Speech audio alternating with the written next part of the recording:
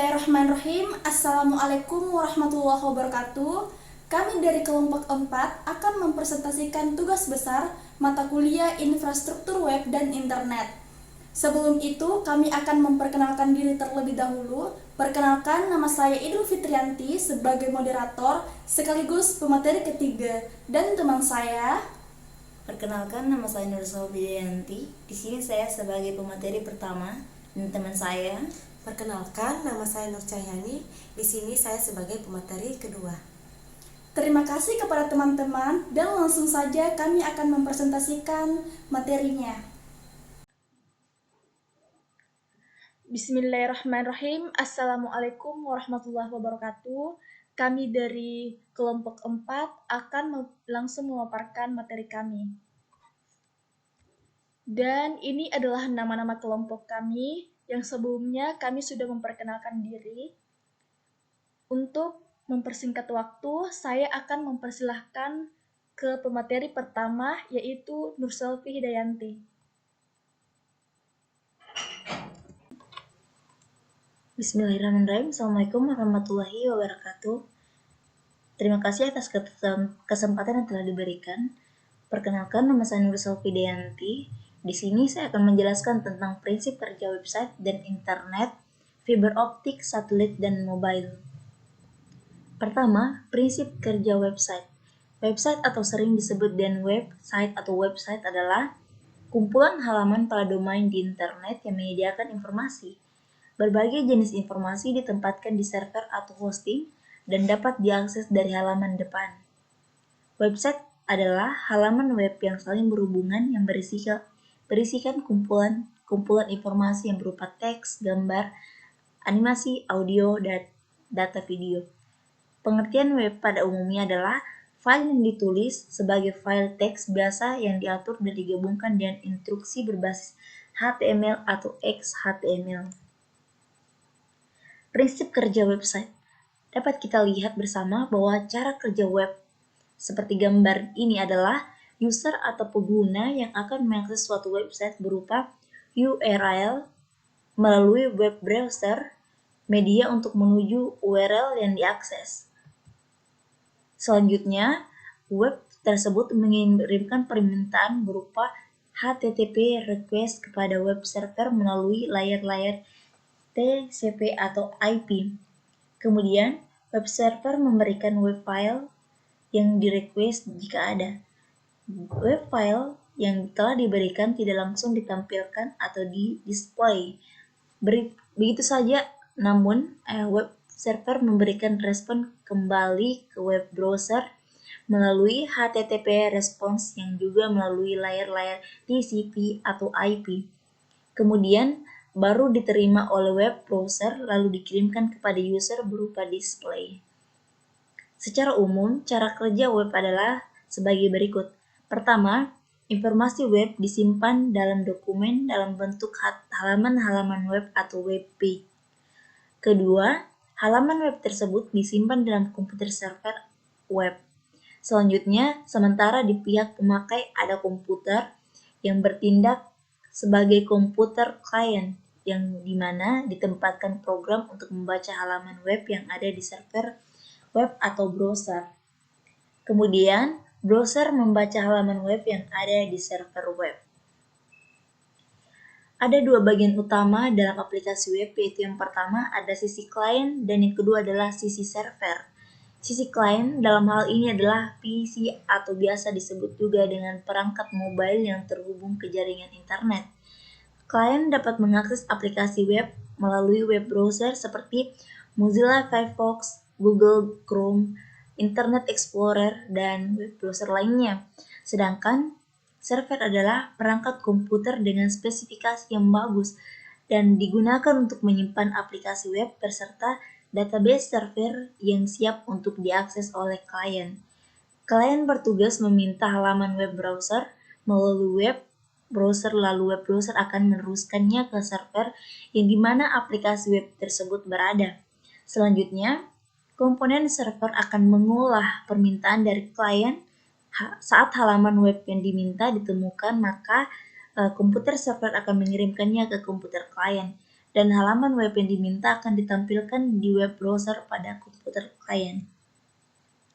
Kemudian yang kedua ada prinsip kerja internet. Cara kerja internet adalah dengan memanfaatkan alamat IP yang menjadi penghubung antara server di seluruh dunia. Internet bekerja sangat cepat karena didukung oleh satelit yang memancarkan gelombang internet ke seluruh dunia. Setiap server yang ada di dunia ditandai oleh IP yang berbeda-beda. Dari gambar yang di atas adalah prinsip cara kerja internet. Berikut adalah penjabarannya. Klien meminta request atau halaman web. Dengan mengetikkan alamat URL pada web browser, alamat URL ini dikirim ke server.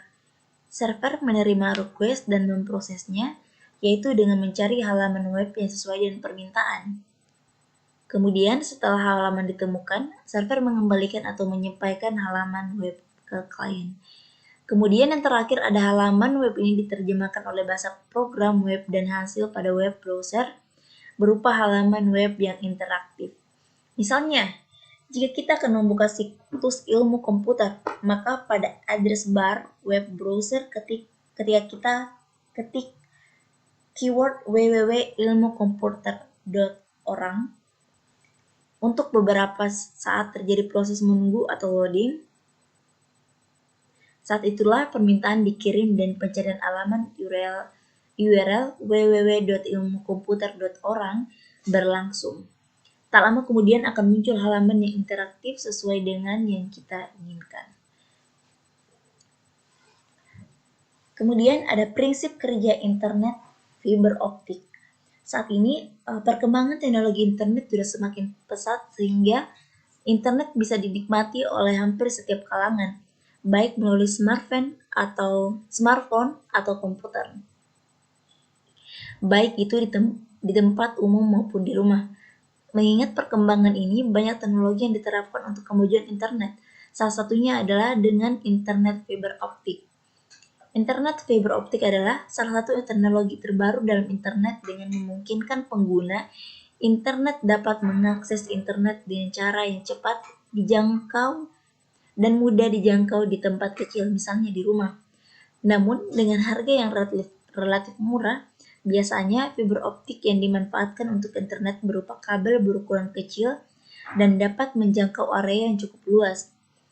Biasanya kabel ini ditanam di tanah atau dibenamkan di bawah laut membentuk jaringan kabel optik melintasi pulau dan benua atau internasional. Cara kerja fiber optik sendiri adalah dengan menggunakan serat optik atau kaca. Gelombang data atau sinyal digital ditransmisikan ke dalam kabel dari sumber data menuju tujuan.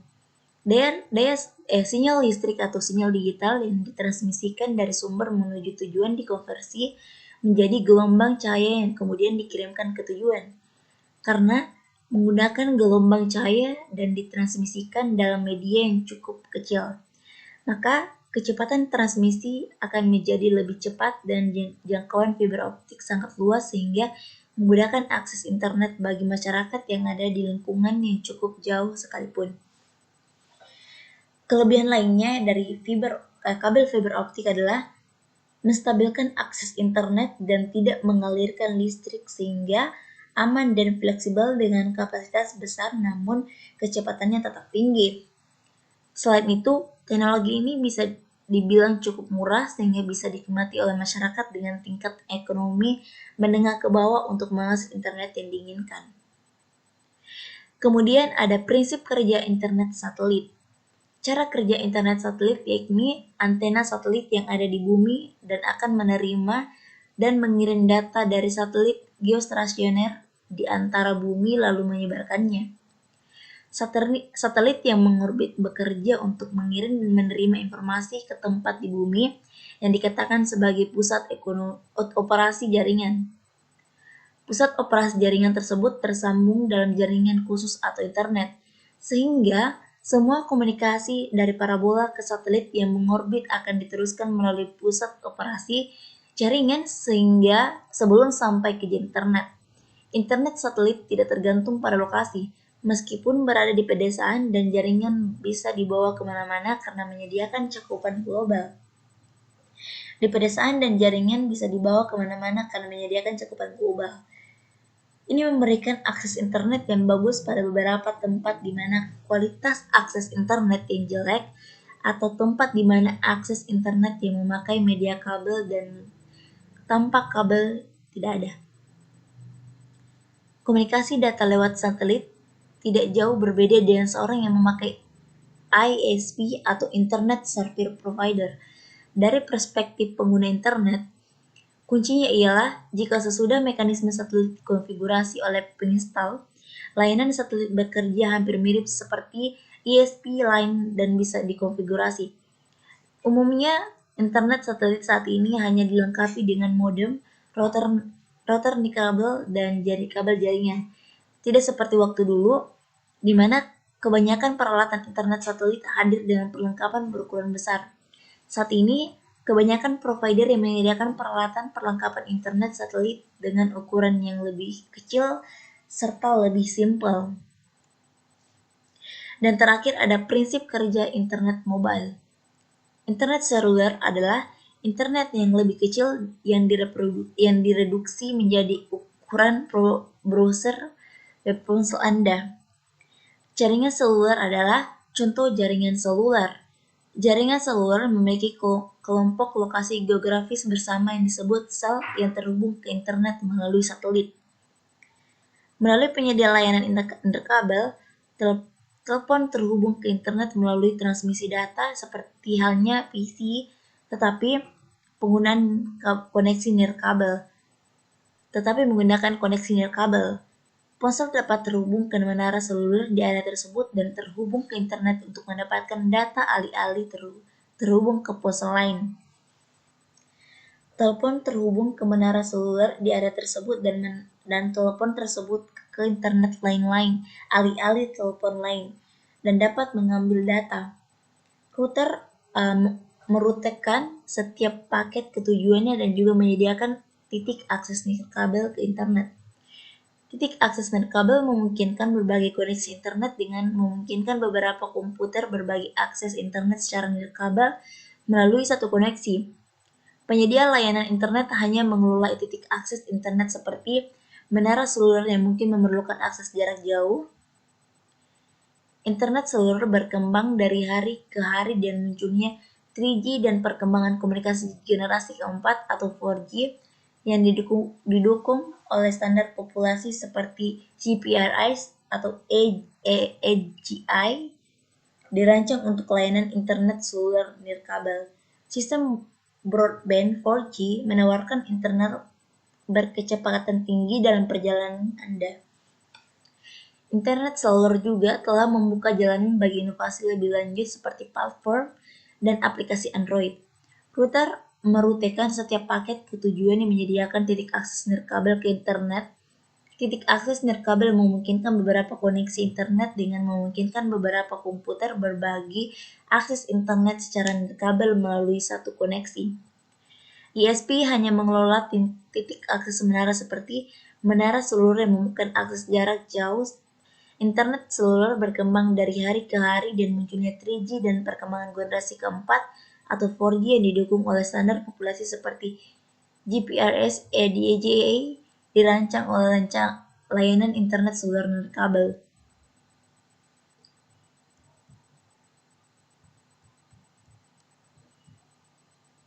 Oke. Mungkin hanya itu yang dapat saya sampaikan. Lebih dan kurangnya mohon dimaafkan. Saya kembalikan ke moderator. Wassalamualaikum warahmatullahi wabarakatuh.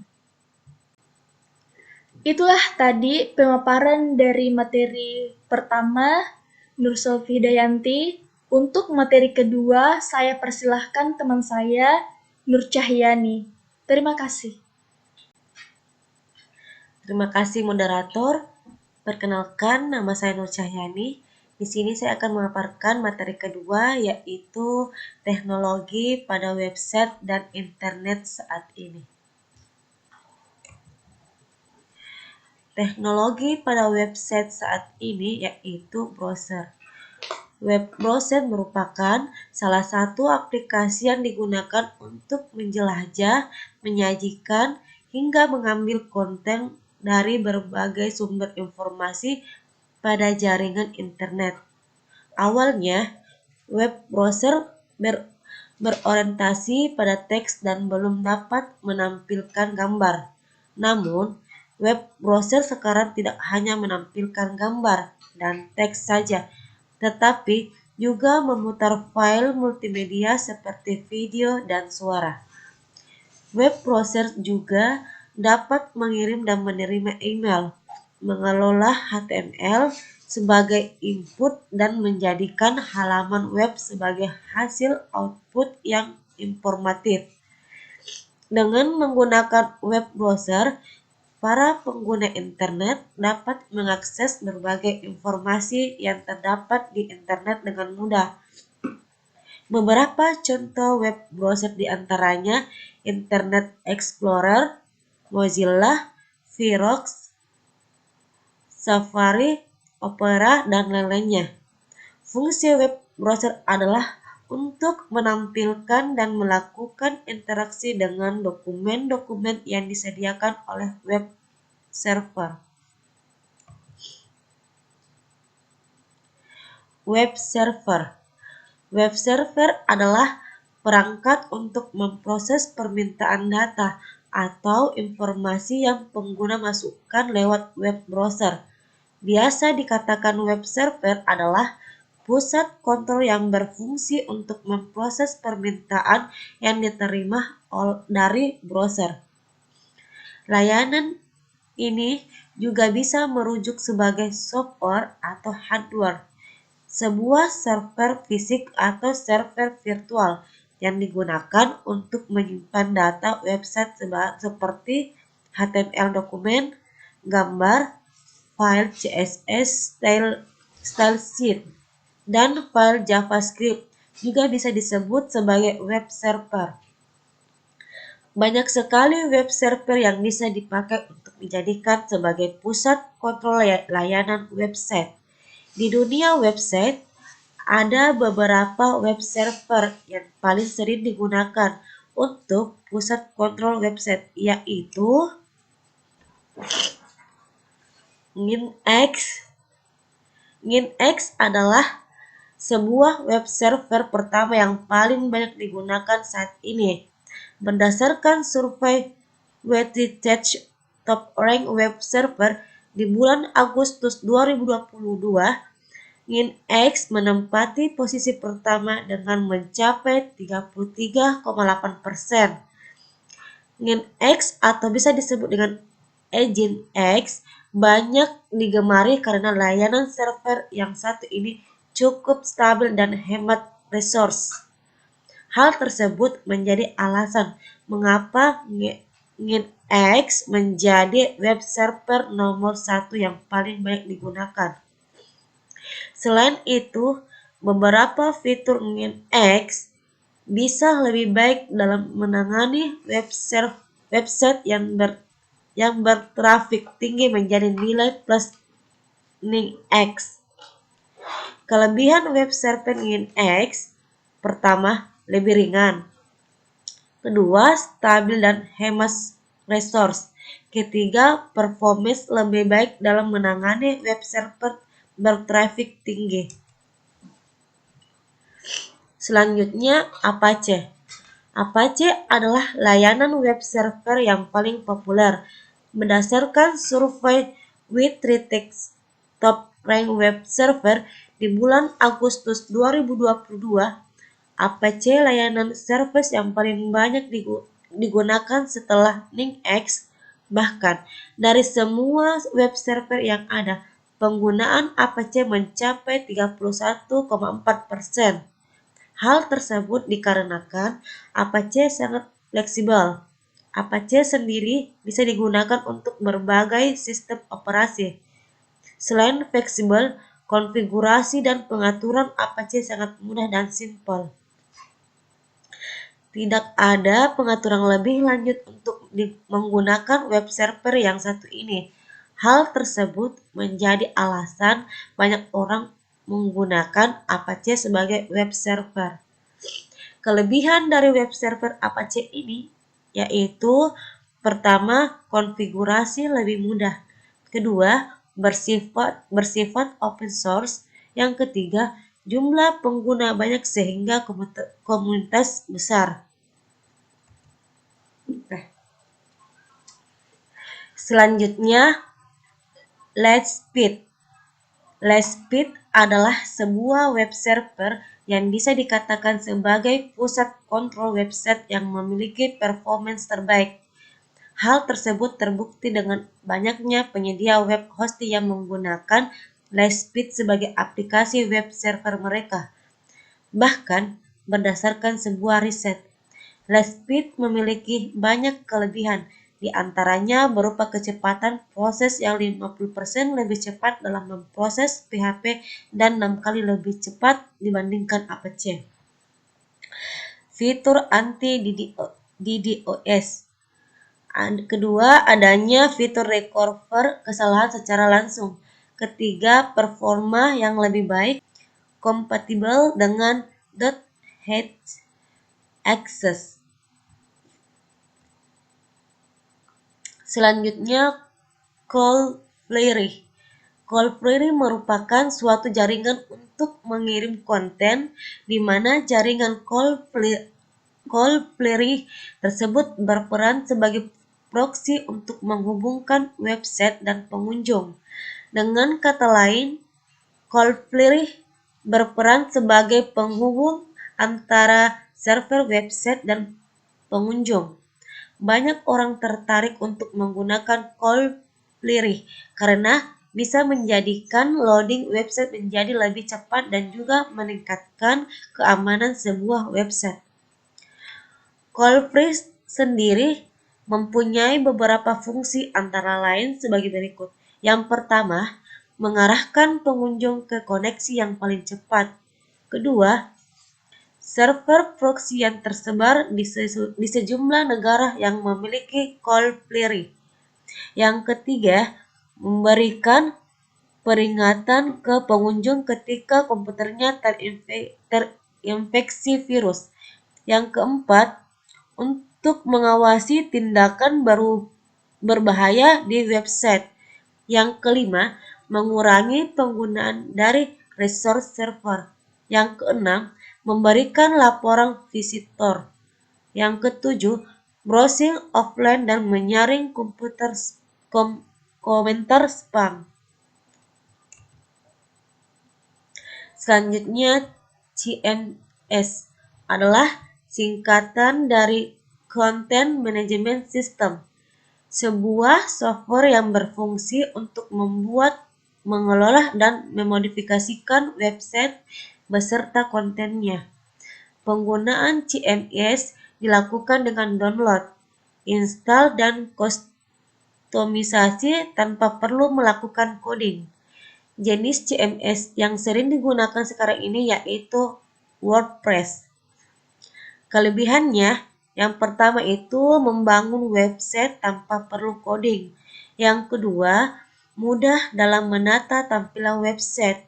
Yang ketiga, mudah dalam menambahkan fungsi. Yang keempat, SEO friendly.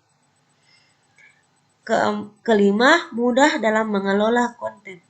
Adapun kekurangan dari CMS itu sendiri yaitu yang pertama, template web akan digunakan oleh banyak web lain. Kedua, fleksibilitas pengembangan fitur lebih lemah jika dibandingkan dengan proses pengembangan dengan coding. Yang ketiga, penggunaan plugin berlebihan akan memunculkan masalah kompatibilitas. Selanjutnya, coding. Jika ingin membuat website dari nol tanpa menggunakan CMS, maka yang perlu dilakukan yaitu dengan mengoding sebuah website. Coding sendiri adalah salah satu tindakan dari langkah-langkah programan dengan menuliskan kode atau skrip dalam bahasa pemrograman agar skrip tersebut dapat dipahami oleh komputer. Maka dari itu, jika ingin mengoding harus mengikuti aturan sinteks yang berlaku saat membuat website. Yang perlu harus diketahui yaitu bagian-bagian website seperti front end, back end, dan database. Untuk front end adalah salah satu bagian dari website yang menampilkan tampilan pada para pengguna. Bagian ini dibuat dengan menggunakan Hypertext Markup Language, Cascading Style Sheet yaitu atau CSS, dan juga JavaScript, sehingga suatu URL bisa bekerja dan menampilkan suatu website dengan baik. Front-end developer adalah mereka yang memiliki tanggung jawab dalam menghubungkan suatu situs website ataupun aplikasi dengan para penggunanya. Seorang front-end developer harus bisa menguasai HTML, CSS, dan JavaScript. Selanjutnya itu back-end. Back-end merupakan server set dari sebuah website atau aplikasi. Jadi, back-end developer adalah seorang yang memiliki keahlian untuk merancang atau mengembangkan software di server set yang berkaitan dengan logika dan database, dengan tujuan untuk memastikan bahwa aplikasi ataupun website dapat tampil dan berguna dengan sebagaimana mestinya. Back-end developer harus memastikan bahwa seluruh pemrogram di balik software bisa berjalan dengan sempurna. Back-end developer ini dituntut untuk menguasai bahasa pemrograman PHP. Database. Database atau basis data adalah kumpulan data yang dikelola sedemikian rupa berdasarkan ketentuan tertentu yang saling berhubungan sehingga mudah dalam pengelolaannya. Melalui pengelolaan tersebut, pengguna dapat memperoleh kemudahan dalam mencari informasi, menyimpan informasi, dan membuang informasi. Fungsi database adalah untuk menghindari data ganda yang tersimpan. Suatu database management system atau DBMS dapat diatur supaya bisa mengenali duplikasi data ketika diinput. Saat ini, perangkat lunak database yang sering digunakan adalah Oracle, JSON, Microsoft SQL Server, Firebird, MySQL, MariaDB, dan PostgreSQL. Selanjutnya, teknologi pada internet saat ini. Yang pertama itu ada 4G. 4G singkatan dari bahasa Inggris Fourth Generation Technology, adalah generasi keempat dari teknologi telepon seluler. 4G merupakan pengembangan dari teknologi 2G dan 3G. Sistem 4G menyediakan jaringan pita lebar ultra untuk berbagai perlengkapan elektronik. Contohnya, ponsel cerdas dan laptop menggunakan modem USB. Keunggulan jaringan 4G LTE diantaranya memiliki kecepatan downlink hingga 300 Mbps dan kecepatan uplink hingga 75 Mbps. Mendukung sistem ITU-R dan sistem IMT yang menggunakan gelombang frekuensi.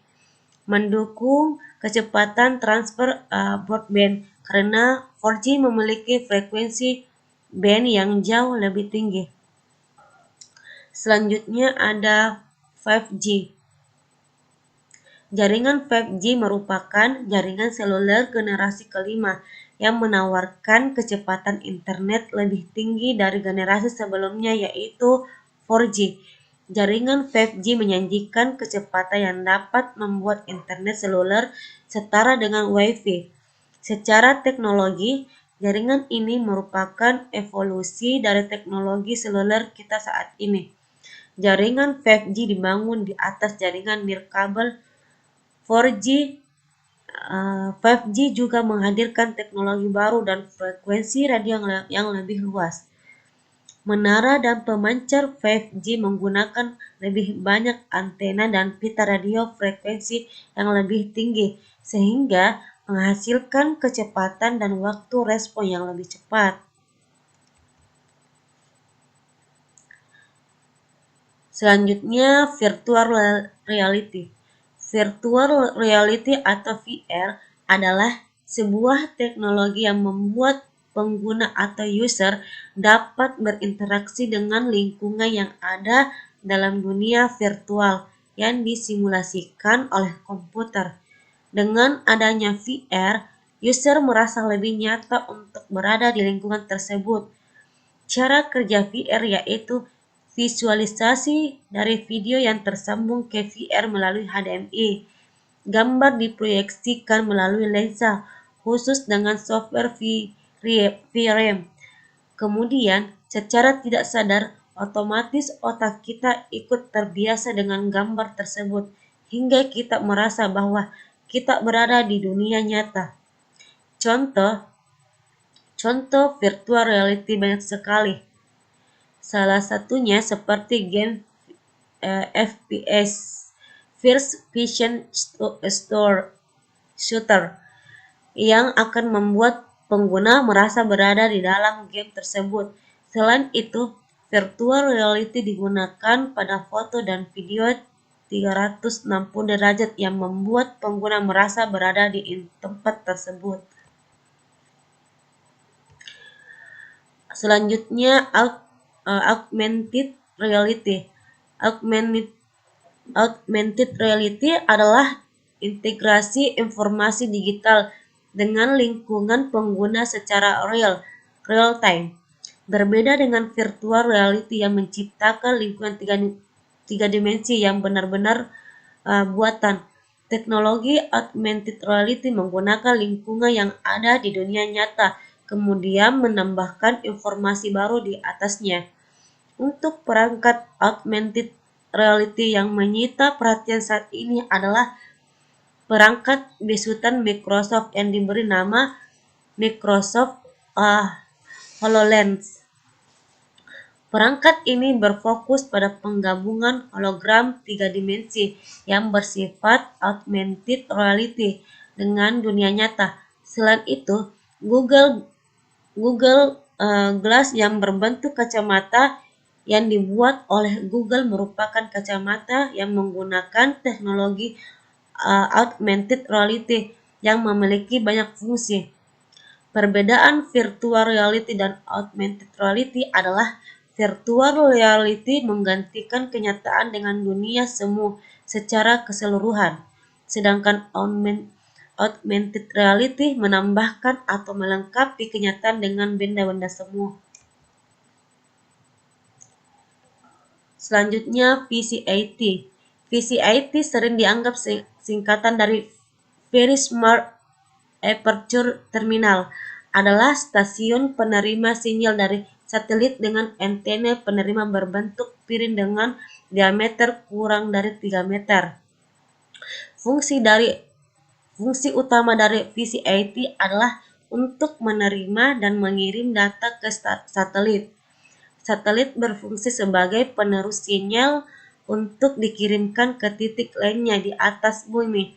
Sebenarnya, piringan VCAT tersebut menghadap ke sebuah satelit geostasioner. Satelit geostasioner merupakan satelit yang selalu berada di tempat yang sama, sejalan dengan perputaran bumi pada sumbunya yang dimungkinkan karena pengorbit pada titik yang sama di atas permukaan bumi dan mengikuti perputaran bumi pada sumbunya. Selanjutnya, Project LOON. Project LOON merupakan sebuah balon helium yang dapat terbang 2 kali lebih tinggi dari pesawat komersil.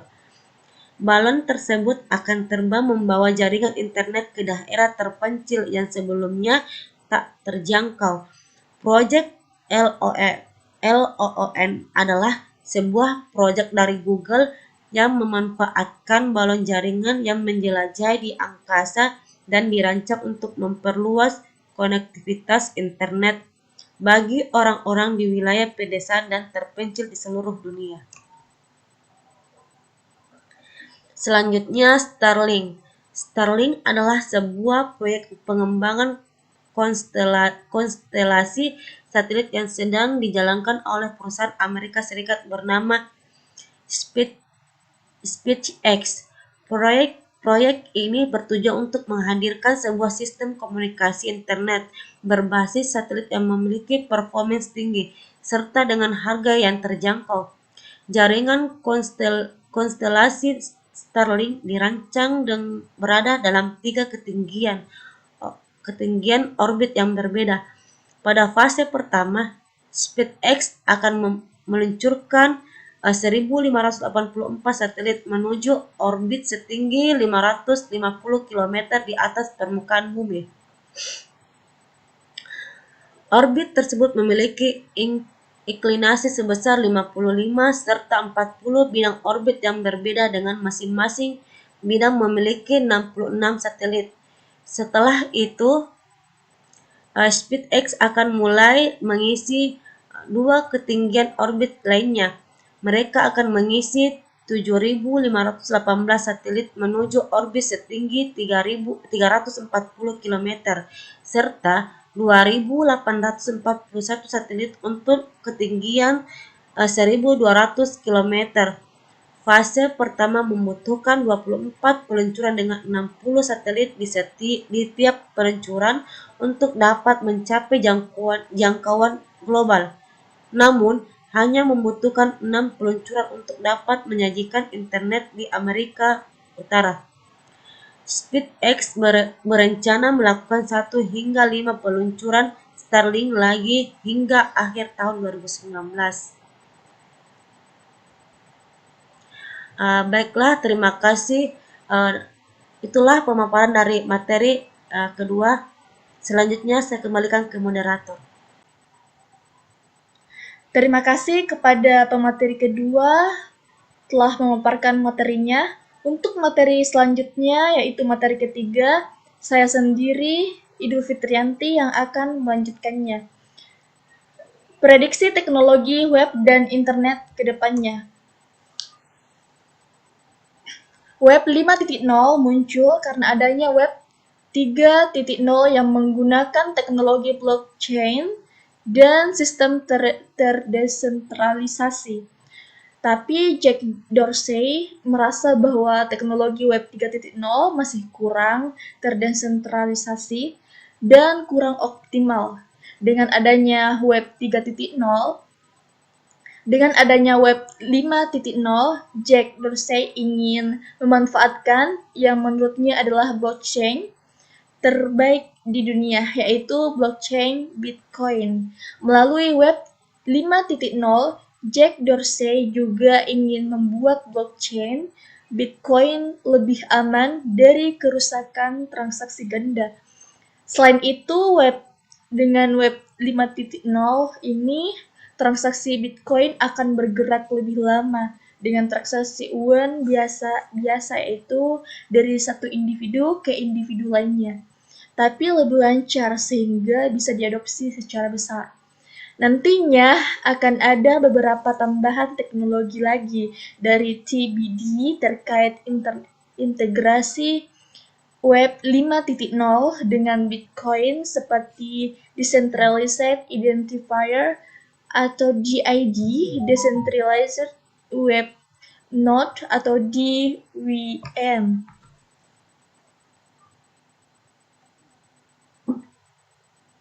Self-Resolved Range Identify Service SSIS dan Self-Sovereign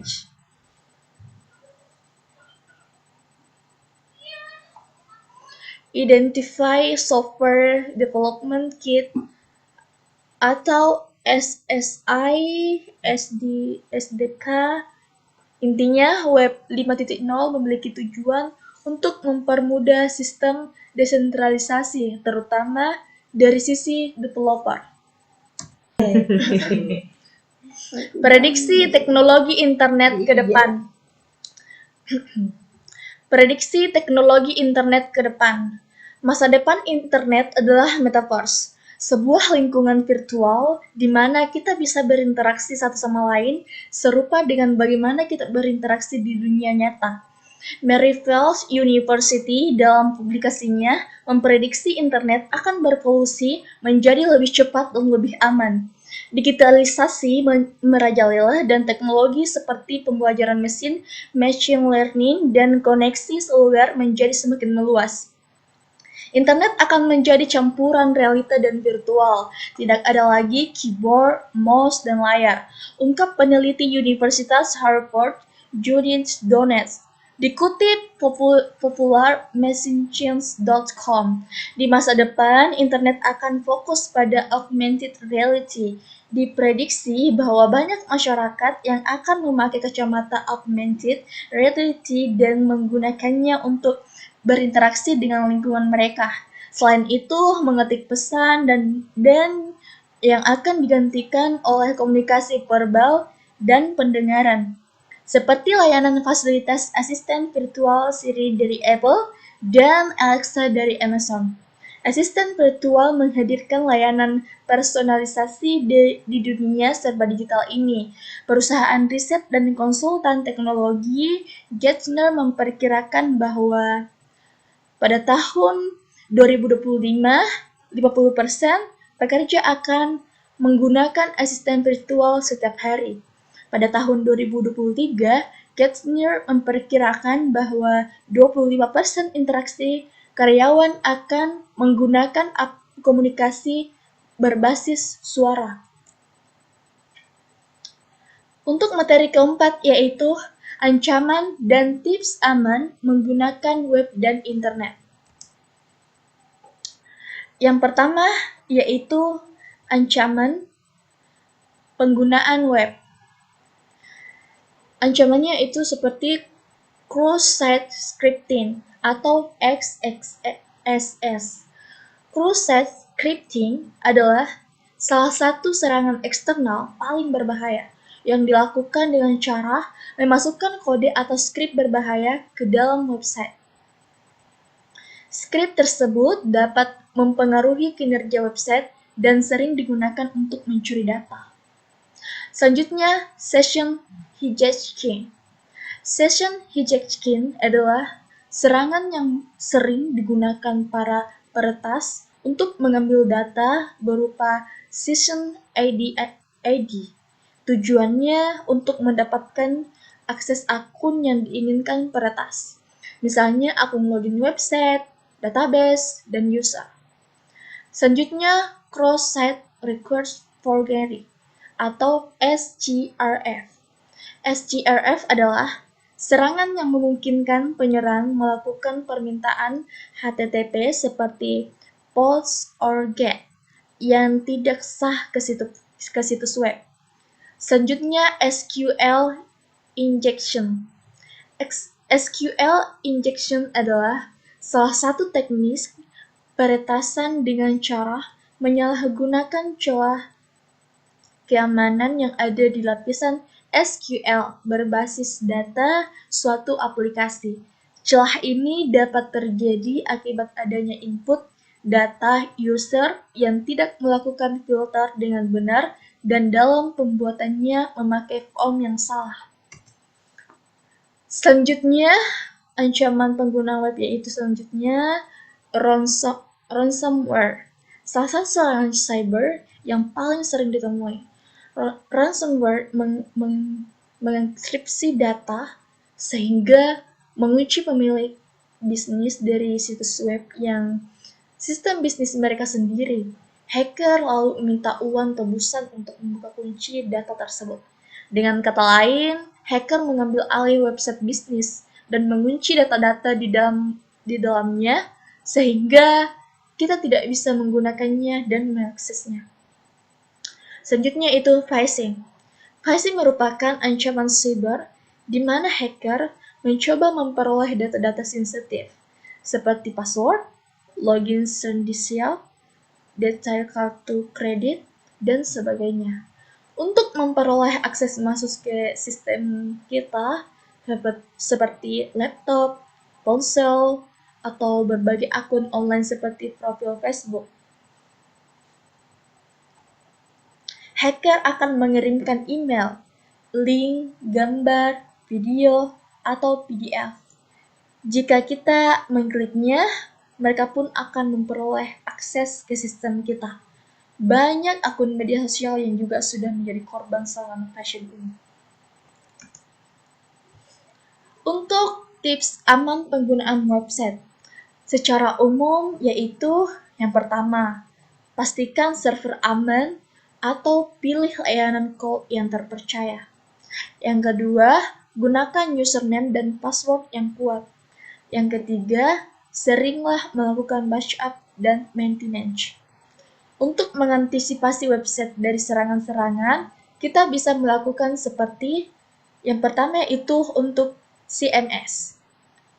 Update CMS yang digunakan, gunakan template original, gunakan plugin original, install plugin keamanan, install plugin backup, ganti URL login, install plugin untuk batasi percobaan login, install plugin untuk logout otomatis. Selanjutnya untuk coding. Yang pertama itu gunakan HTML Special Search. Yang kedua, simpan session dengan IP. Selanjutnya menggunakan framework, update version. Selanjutnya CAPTCHA. Password dengan cara mengkombinasi. Ancaman penggunaan internet. Yang pertama yaitu adware. Ini merupakan sebuah program yang akan menampilkan iklan pada komputer. Akan mengganggu karena adware umumnya akan memakai sumber daya dari komputer. Akibatnya komputer berjalan lambat. Ada juga jenis adware yang muncul secara pop-up yang dapat mengganggu saat kita sedang bekerja. Selanjutnya itu brute force. Merupakan kegiatan untuk membobol password dengan cara mengkombinasikan angka dan huruf secara berurutan. Sangat berbahaya jika dengan teknik ini orang yang tidak berhak berhasil mengetahui password kita kemudian disalahgunakan. Untuk mengatasi masalah ini, ada baiknya password yang digunakan tidak hanya terdiri dari angka dan huruf, tetapi juga terdiri dari simbol seperti dolar, hashtag, dan lain sebagainya.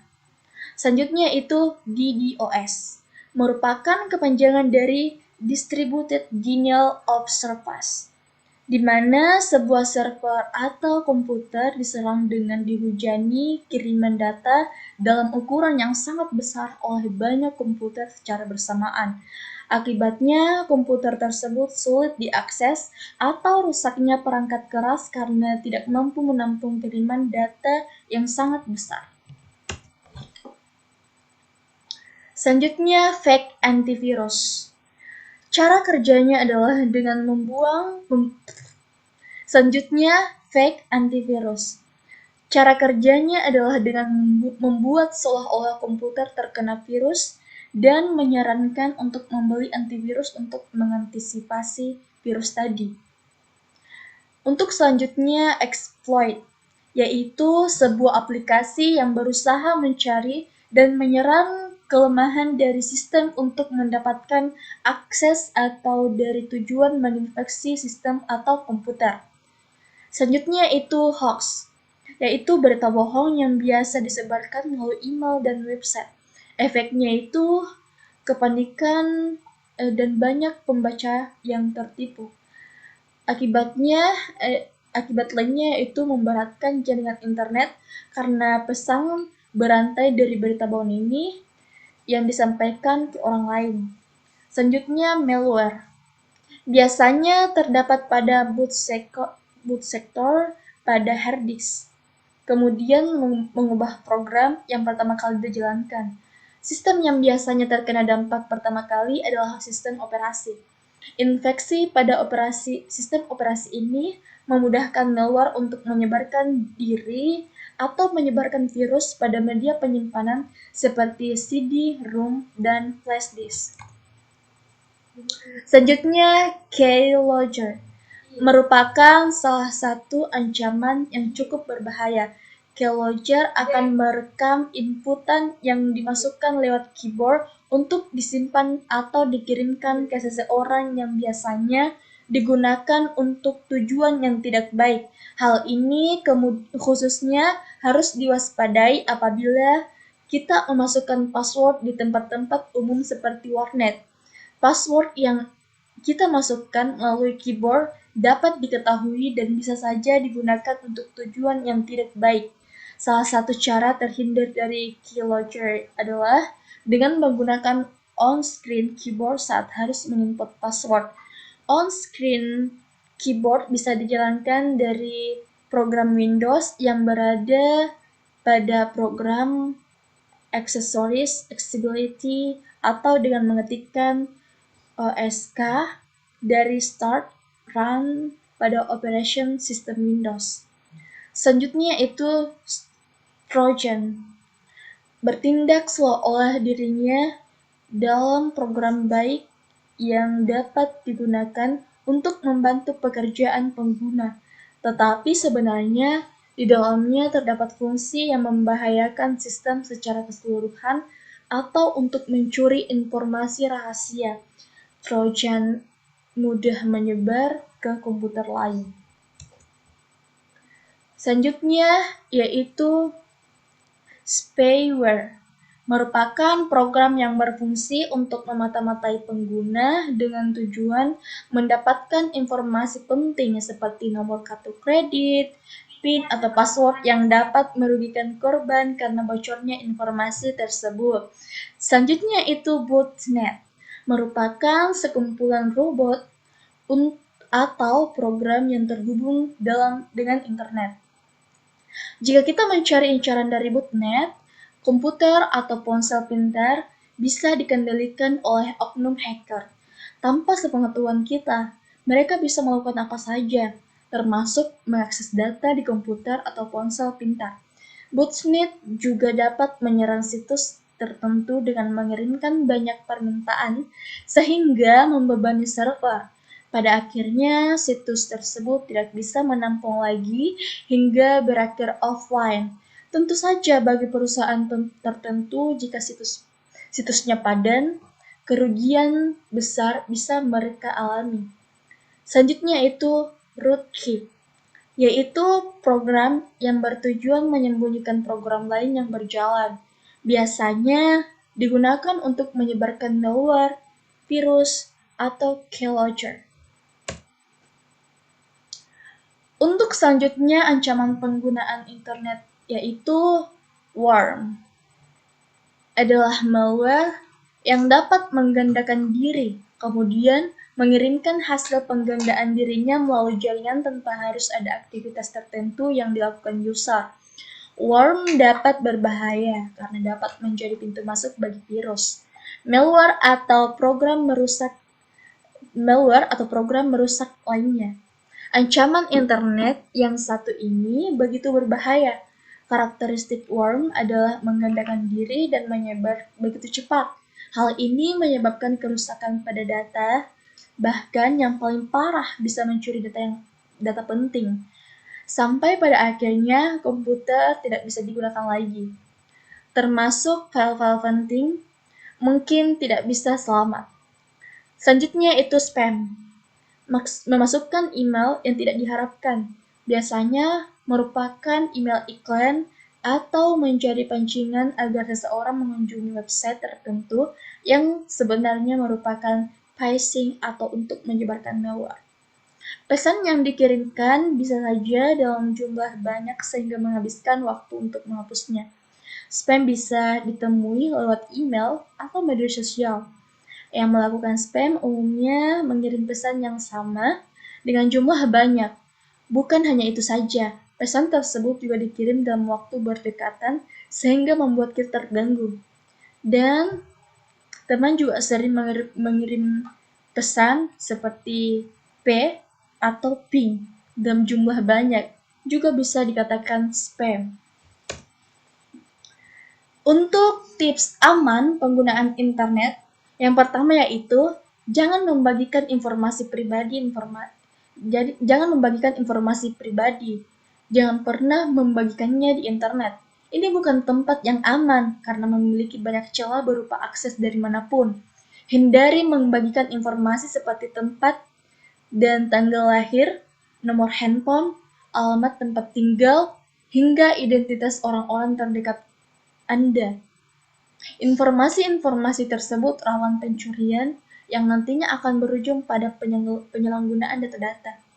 Selanjutnya itu waspada saat menghubungkan Wi-Fi. Wi-Fi publik bisa jadi jalan masuk bagi oknum untuk meretas data pribadi. Maka dari itu, waspadalah saat menyambungkan handphone dengan Wi-Fi yang dirasa mencurigakan.